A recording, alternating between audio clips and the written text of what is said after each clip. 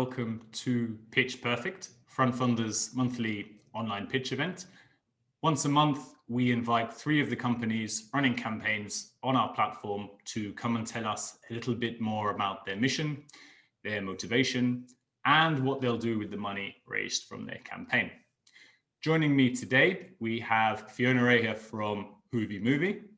We have Logan Jurgens and Mike Hibbard from Willow, and we have Keith Riley from RenovationFind. A very warm welcome to all 4 of you. It's great to have you with us today. For the session itself, each of the 3 companies will give us a 5-minute pitch about their business, followed by 5 minutes of questions from the audience. So please do send in your questions throughout the session, and we'll make sure that we answer them as we go. But without further ado, let's get to it. So Fiona, I'm going to hand over to you if you'd like to kick us off with Hoovie's pitch. Hi, everyone. I'm just going to share my screen here.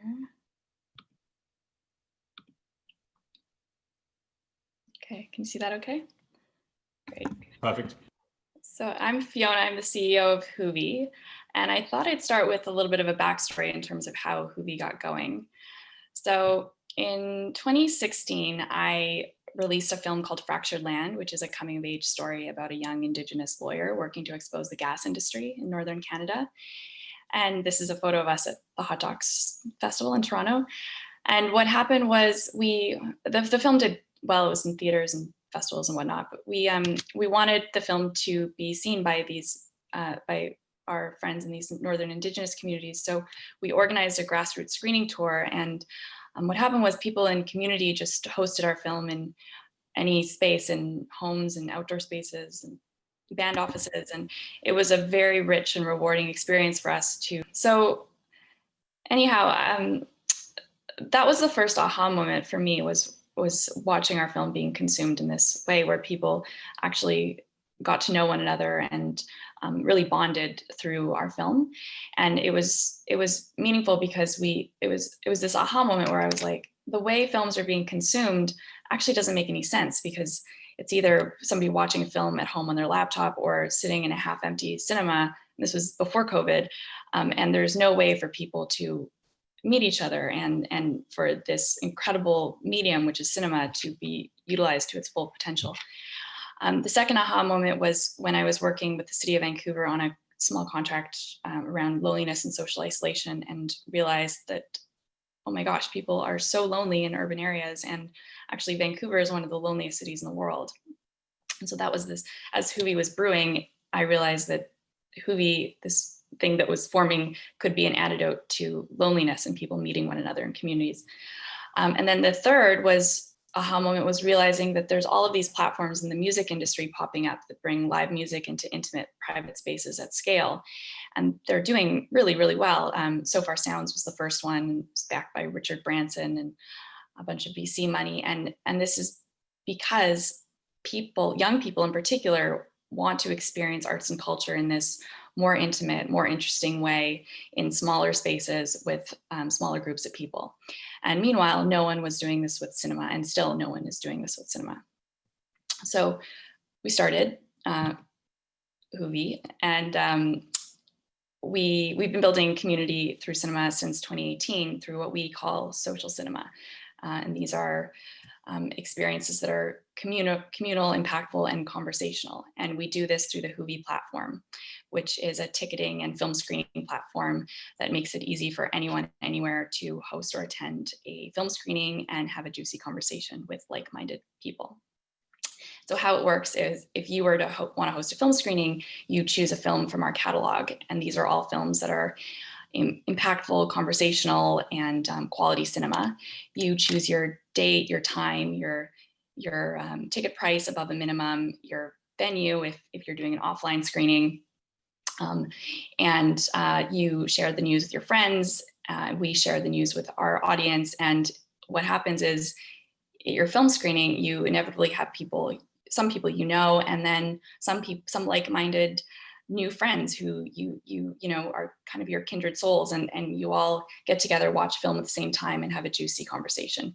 And it's definitely a very rich experience offline, and we were a little hesitant to move it fully online as we've done since COVID, but actually moving the magic of Hoovie into the virtual space has been a really rich experience, and it really sets us apart from all of these other platforms which aren't set up for community building as we want to be. So that leads me into what we're building, which is a platform that is what we believe is the first truly social cinema platform that's going to build community in unprecedented ways.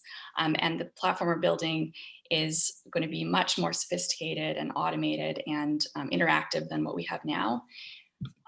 What we're overall trying to do is become like a book club for movies. And you might think, oh, you know, that's cute, but it's actually not cute at all. It's like totally a thing. And book clubs, especially since COVID, are hugely popular. And meanwhile, no one's doing this with cinema. And so we're going to be the first to market with this. And I believe we're going to win, and we hope you join us. Fantastic. Thank you.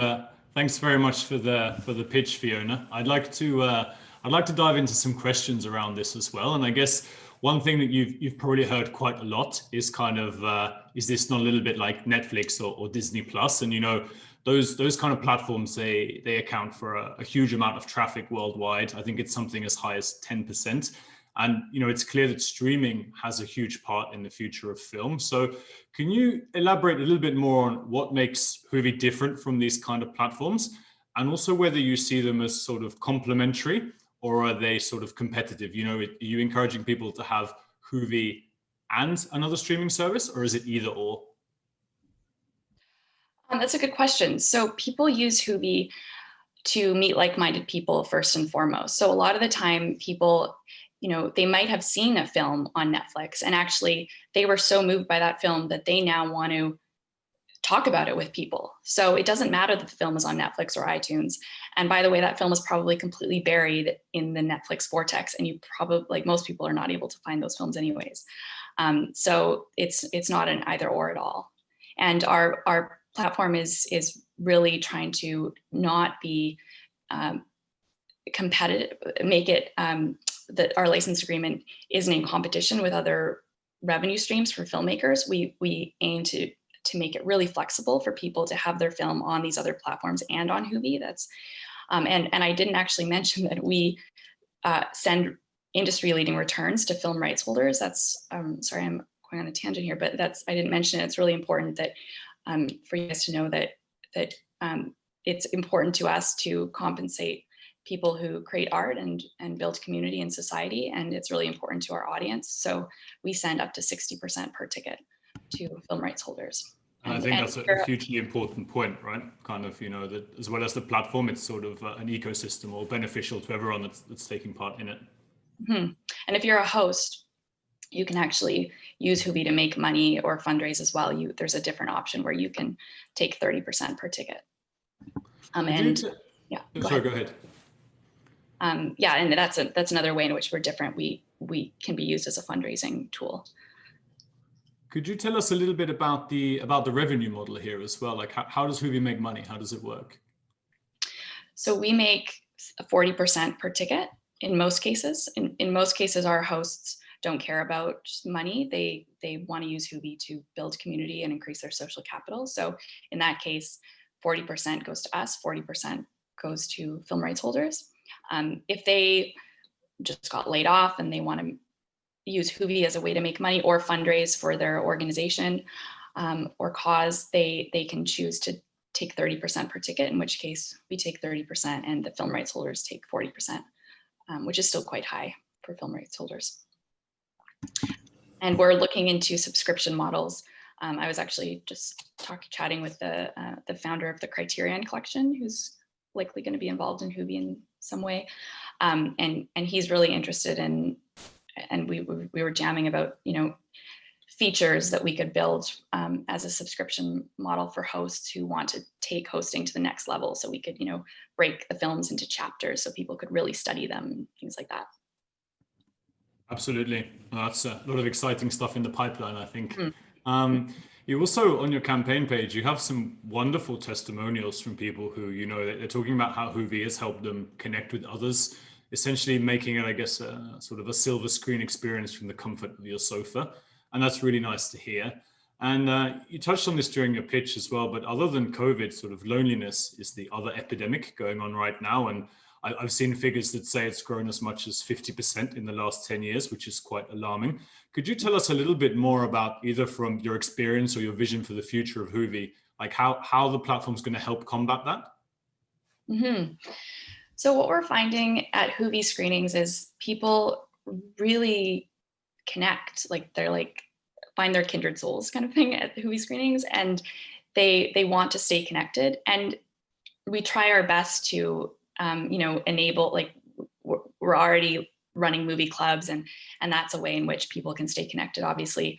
But we want to really take that to the next level through our platform, to create ways technologically for people to stay connected through in-app community forums and things like that. So yeah, the name of the game with Hoovie is community building and really helping people to stay connected, which is an antidote to loneliness in society. And eventually, you know, like we envision our business being mostly virtual for sure, but we're excited for the day when people can gather in offline spaces and you know, really get to know their neighbors through Hoovie, which is an issue. I don't know about you guys, but I know maybe like 2 of my neighbors down on my block, and that's kind of sad. Well, it's kind of like we've never lived closer and been more connected, but we've never been further apart, right? In many ways. So I definitely hear what you're saying there. I guess to wrap up, I'd like to ask you sort of what you'd say to someone who's on the call right now and is considering investing in Hoovie, or is going to check out your campaign page and think about it a bit more. What would you say to them? Why should they do it? You should do it because, like, you know, we're in a society that, like, so I think what the US election has told us is how incredibly divided our society is, and how disconnected we are from one another. And so by being a part of the Hoovie family and supporting what we're doing, you are playing a role in moving that dial the other way. Also, there's just, like I said before, a huge business opportunity here. It's not just this cute little social impact thing. Like there's a, yeah. And I would also say, you know, Hoovie is all about meeting like-minded people. So even if you're like, I'm not really interested in investing, but I have some questions, like, just, I'd love to get to know you, and feel free to reach out, because that's what Hoovie's all about. Fantastic. Well, wise words indeed. And thank you very much, Fiona. That was a great pitch and some good questions too. I'm going to hand over the reins to Mike and Logan at Willow now. So whenever you're ready, Logan, if you want to start us with the Willow pitch. Sure. Here, let me just share my screen. Everybody see that okay? Yep, that's good. Great. So I'm Logan, CEO of Willow. So just give a quick background of what we do and what our mission is. So to start, what we do is basically 3 main functions. So we acquire properties or procure properties. So we'll vet those properties. We will build relationships with developers. Over time, those will allow us to get additional discounts or bulk discounts on buying properties. And so we just make it really easy for our users when they come to our website and they want to buy property, whether it's in their local market or foreign market. They know that at least there's some level of due diligence on those properties, and they know that with the Willow team behind them, then those are quality assets.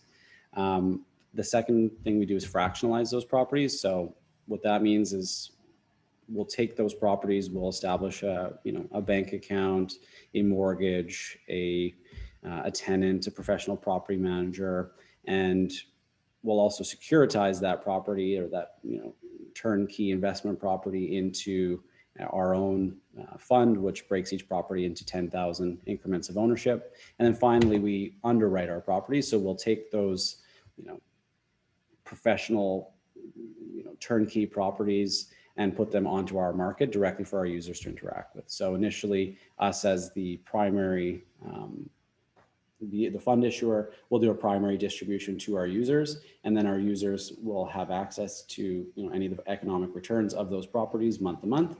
And then at whatever point they decide they'd like to sell that property, they can list it for sale on our exchange, and they can sell that property to another user, the same as you would as with a stock market, with a traditional bid-ask marketplace. So what that user journey looks like. So, let's take Amanda. She comes to our website. She agrees to our offering documentation. She uploads, let's say, $100 to our website, which is our minimum amount.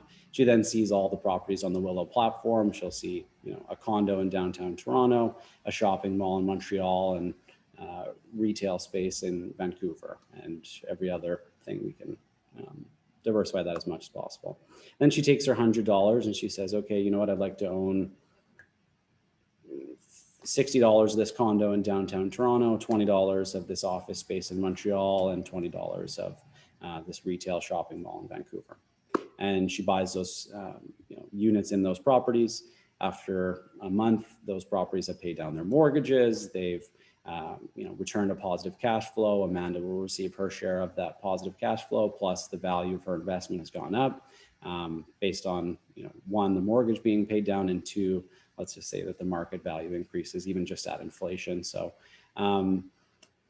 then, after her period, she decides, I've held these properties for 6 months. I'd like to, sell out my position. She lists her properties for sale on our marketplace. And, provided there's another user willing to pay what she's asking for those properties, she'll be able to sell out of her position. So Willow, we make money through 3 sources. One is listing revenue. So that's us, acquiring properties, and as opposed to selling your property through a realtor where you're paying 5-6%, you can sell it through Willow at 1 to 2%. So we're 80% cheaper than traditional sales channel. 2 is through transacting. So that's 1, the primary distribution from us as the initial onboarder of that property, and then 2 at every time you buy and sell with other users through the secondary market. And then 3, we make revenue finally through our management expense ratio, which is us just earning 1% annually from the properties. So our team, so it's constantly growing, but you see ourselves, so we're 7 full-time employees, and then 1 architect out of the States that's on contract. We have our advisor. I'm actually in our office right now. You can see.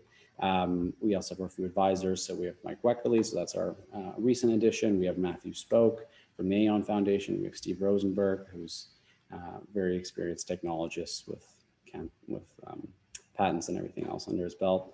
And then finally our investors. So we knew right away that it was important for us to have strong industry partners as our investors. So it was a long, arduous process to bring on the Harden Group, but they're an amazing partner for us.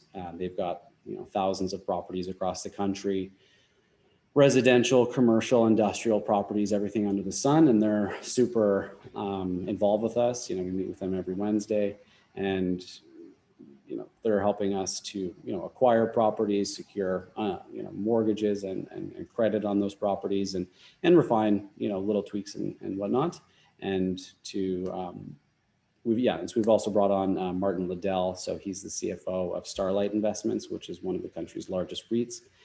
So similar with Martin, where he provides invaluable advice to us constantly. So that's it. Great stuff. Thank you very much for the pitch, Logan. That's really interesting stuff indeed that you guys have going on there. One thing that came to my mind that I wanted to ask you about is the properties on the platform. So do you buy them and then resell them, or how does that work? Yeah, there's a few different methods that we can onboard properties. So one is that we can act as an agent, and we offer an alternative sales channel from a realtor. So we call this kind of a best efforts underwriting process. So, let's say, you own an investment condo in downtown Toronto, and as opposed to you paying, 5% or more to sell that property, you can sell it through us. What we will do is then come to you. We'll have a third-party appraisal on your property. You and I will say, okay, yeah, this is the value of this asset. And you sign this conditional sale agreement that says you won't sell it to anybody else over this campaign period. We then do all of our typical onboarding processes. So we'll take 3D video walkthroughs. We'll use our analytics provider out of Montreal to download, every piece of information on your property. And then we'll do an initial, a new listing alert to our users and say, there's this new condo. Here are all the details of it. Here's the third-party appraisal. This is what, each of our increments of each of our units of ownership are worth, and the breakdown of how we got to that value. And then we take those 10,000 units in there for sale. Once that equity has been accounted for, the deal goes through and title from your property moves over to our partnership. So that's method one. And that works the same with a professional developer or an individual homeowner just looking to sell their property through an alternative means. And then the other method of us onboarding properties is what we call a bought deal structure, where basically what we'll do is we'll either buy the property and then sell it ourselves, or we will guarantee the initial seller that, in the event that not all of the units are sold, we'll buy a portion of it. That bought deal structure is more profitable for us, but it also requires more capital. So it won't be something we'll be doing initially in the next year as we're just scaling up. But over time, we do see that as a significant revenue generator for us. So we'll develop that function and use it more often. And what's the difference between Willow, say, and a real estate investment trust or something similar? Yeah. So a REIT is a pool of properties pegged against a variable number of shares. So if I want to, buy RioCan, I'm buying these thousands of properties, and the number of shares that those properties are pegged against fluctuates daily. So that's why the value will trade at a discount to book value in the REIT structure, because the number of shares can constantly change. With us, you get that control aspect that you wouldn't be able to have in a REIT structure or using a property on the TSX, for instance. You wouldn't be able to take a single property and put on the TSX. With us, because we are this kind of contained environment that has the TSX, but we've also got the function to acquire properties and manage them, our users can create their own kind of custom REIT. Maybe they do spread it across all of our portfolio, or maybe they decide, okay, you know what, I want to just own the entertainment district of Toronto because I think for the next 6 months it's going to be a hot market. We offer that control aspect that you wouldn't be able to have with a REIT, and frankly, I think our business is just the evolution of a REIT using modern infrastructure that you wouldn't have in the past, to kind of give that additional level of control that we think one is easier to understand for most people, to just if they only want to buy one property, or two, they just want to have that control element, or at least in part, for their overall portfolio. You're actually near the end of your campaign as well. I think you only have about 4 days left, and I wanted to ask you a bit about how it's gone so far, and who's been sort of interested or investing in the campaign. Have you seen that it's more the retail investor side of stuff, accredited investors, a mixture of both? It's really been quite varied. We've had high school students who are reaching out to us and wanting jobs, and we've had baby boomers who maybe are accountants or lawyers or real estate agents, or just worked in real estate for a long time. It's really run the gambit, and the campaign has also been great for us to develop relationships with those entities and different people across the country who can help us. And just to wrap up the session, I wanted to ask you the same question that I ask all of our participants, is that basically, anyone listening in today or kind of rewatching this later on and that's thinking about investing in Willow, what would you like to say to them, and why should they do it? I'd say we have three main reasons. So one, I think we're solving a huge problem for a lot of people. And if we are successful in solving that problem, I think we can create a lot of value. Two, I would say I've built an excellent team, with Mike and with Ray and Arsh, and our engineers.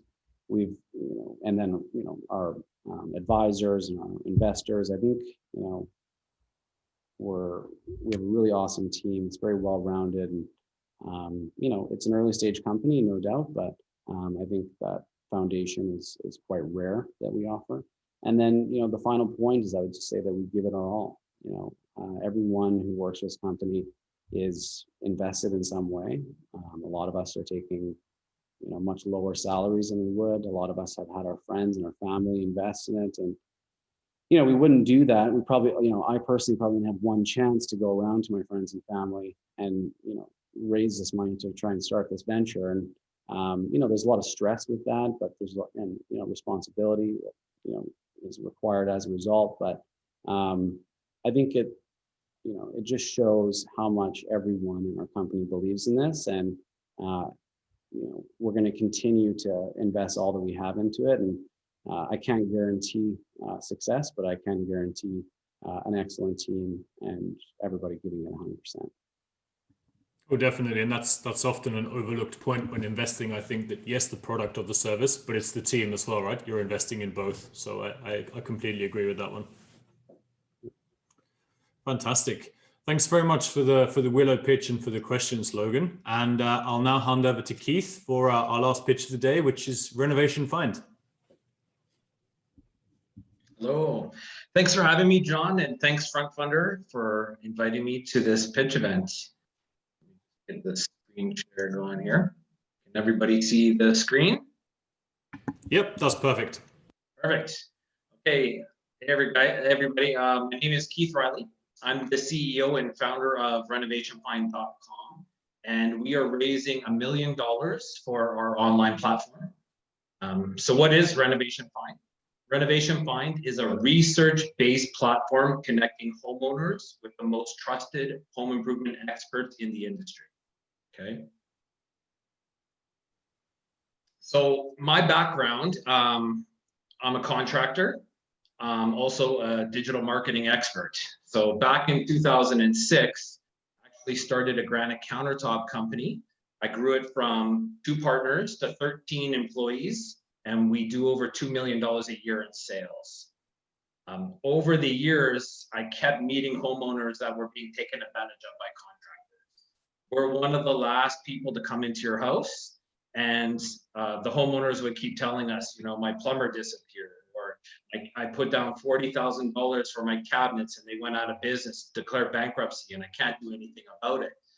So I kept hearing these issues. I decided to research this a little bit more, and the only platforms that existed on the market were review-based. So you could go online and you could read a bunch of reviews, but there was nobody actually doing the research. Okay? Some of the industry problems that I identified were, for the homeowners, pretty obvious, finding good contractors. But for the contractors, also being able to grow their business. So contractors are usually pretty good at their job, but they're not great at marketing and branding. Now, RenovationFind.com is the solution for both the homeowners and the contractors. For the homeowners, we're a web platform that has done all the important research. And for the contractor, we're not just a listing site, we're actually a certification platform supported by digital marketing services. Now, this is our real-time monitoring. So this is kind of the technology that we had developed to go along with the business. We're a research-based vetting and monitoring company. Okay, so we have different APIs where we're actually looking at Group Echo, Dun & Bradstreet, Better Business Bureau. This allows us to see real-time data of when a company is being sued or when a company is not paying their trade partners on time. So we also get to see if companies are failing to address customer complaints through Better Business Bureau. Also, our certified companies, they must send us in their business license, their workers' compensation coverage, and insurance to keep a top rating with us. Okay. To give you guys an example, we've actually kicked off a few companies from our platform that on other sites, they had over 500 amazing reviews. We actually saw judgments go through for hundreds of thousands of dollars from banks and suppliers, and we knew these guys were about to declare bankruptcy. We removed them, protected the homeowners, and they did go bankrupt. Again, online platforms that were using reviews, they were still on there with 500 amazing reviews, right? So there are over 2 million home services businesses in Canada alone. Our target market is not all of them. We only want the best. We're looking for about 18,000 paying businesses, which is less than 1% of the home service businesses in Canada. Once we get the 18,000 paying businesses in Canada, we'll be generating 700 or 70 to 100 million dollars in annual recurring revenue. And this is just the Canadian market alone.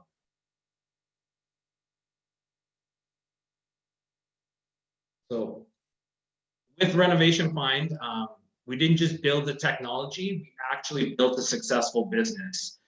We've hit a big milestone. We have over 400 paying businesses on our platform that generate over $1 million in annual recurring revenue. And we're over 70% retention rate with those businesses. So we hope you decide to join us on this journey and invest in RenovationFind as we continue to grow all across Canada. Thanks. Thanks a lot for the pitch, Keith. Once again, some great and interesting stuff you mentioned there. I want to jump in just on the last point that you mentioned there. I think you said, was it 400 paying certified customers, 1 million in ARR, and an impressive, is it 70% retention rate, which is huge. I think that's basically a world-class retention rate. So you know, what's the secret? How do you do that? And has it always been that high, or have you kind of been learning and building it up over the years to get the product to be that sticky? Yeah, it's actually when we first did our launch. So we launched in Edmonton, built it very slowly. Then we did a launch in Calgary, and we learned very quickly. We actually had a 40% retention rate. We scaled the business too fast, and we didn't have a lot of our back end ready for the businesses. They didn't see a high return on investment. We couldn't convey the message. So we actually had to change a few things, and we grew that up to over 70%. Once a company, the reason why it's about 70% also is in the first year, we kind of see if the company's a fit. They might meet all of our criteria, but they're not really engaged. They don't care about being certified. So after they renew the first year, our retention rate is actually over 80%. That's amazing. That's some definitely best in class numbers. That particularly struck me as an interesting fact. You also mentioned I think you have 4 revenue generating cities. So there's Edmonton, there's Calgary, I think Vancouver and Winnipeg. Where are you looking to next, and what's the time frame on that expansion? Yeah, so with this current raise, we're looking to grow in those 4 markets right now. So we've actually paid to do the research all across Canada. So we are a national company. People are using our platform out east already, hiring. Because of the search engine optimization that I've been doing, we actually rank all across Canada for different keywords. We're just not monetizing those areas yet. We only have 3 salespeople in here, so we have to focus on those 4 areas. So really with this money, we're going to focus on growing our current markets and then start growing out east. Absolutely. And further down the line, is there potentially internationalization on the cards, or are you sticking to Canada? Yeah, that's definitely an option. I think for us, the low-hanging fruit is the Canadian market. There are some players out east, or some big companies, and really we do want to focus here in our backyard. There's plenty of potential kind of within Canada for the time being, I guess. Yeah. Could you, other than status quo, and you touched on a couple of competitors that you have sort of on the eastern side of the country, who are your main competitors, and what gives RenovationFind an edge or USPs in that space? So our main competitors in Canada, I would say mainly HomeStars, which is an online platform. They were acquired by Angie's Home Services in the US back in 2017. And they're a review-based platform. So it's actually, we recommend to our companies that are with us online, you're just kind of growing your online digital footprint. So if you want to build your reviews, HomeStars is great for that. If you want people to do more research, then they come to us. So it's not like a direct competitor. They're not doing what we're doing. We're doing something different, and we actually recommend, if you can afford it, I would go with multiple platforms. Google posted a stat saying people are researching over 10 sources of information before making a buying decision. So the more online platforms you can be on, the better. Absolutely. No, well said indeed. Same question as, I guess, to the other panelists is, what would you say to someone who's considering investing in RenovationFind? Why should they do it? So, I mean, in the beginning, obviously starting the business, we've learned a lot. We built a lot. We built a good sales team. We built procedures. We're not in the early stages anymore. We've figured out a lot about our business, and now we're in the growth stage. I guess it's kind of up to the investors. Some investors like the early seed stage. Some investors like kind of the middle scale up stage, and that's kind of where we're at. So it would be, what you're really looking for in your portfolio. But the home improvement space is a massive space. I would love to talk to anybody that's interested in it. In the US, there's a lot of big players, and there's no one really dominating the market right now. So we have a good advantage really focusing on the research-based approach and how to scale the business.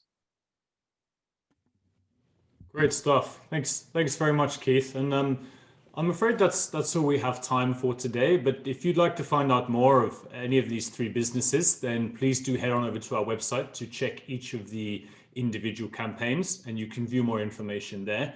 We'll also be sending out a follow-up email with more information and answers to the questions that have been asked throughout the session, as well as a recording of today's session. One thing we forgot to mention is, Fiona, I believe you guys have an upcoming screening tomorrow. Is that right? We do. Yeah, we're partnering with ecologists who are closing their campaign with you guys soon, right? We're buddies, and they are becoming more of a media company in a lot of ways, and so they're screening one of their short films through Hoovie, and it's sort of a marketing event, and we would love to see folks from this call. It would be great. It's a film about plastics in the ocean, and it's a short film, so there'll be lots of time for conversation. And where can people find the registration link for that? I will put that in the chat right now. Fantastic. Sounds good. Well, I guess all that's left to say is a really huge thank you to Fiona and to Logan, Mike, and Keith for taking part. Really appreciate you giving up your time to talk to us today. And a huge thank you to everyone at home for tuning in as well. I hope you all stay safe, stay healthy, and that you have a great week ahead. Thanks very much, everyone. Thank you. Thanks very much. Thanks, guys. Bye.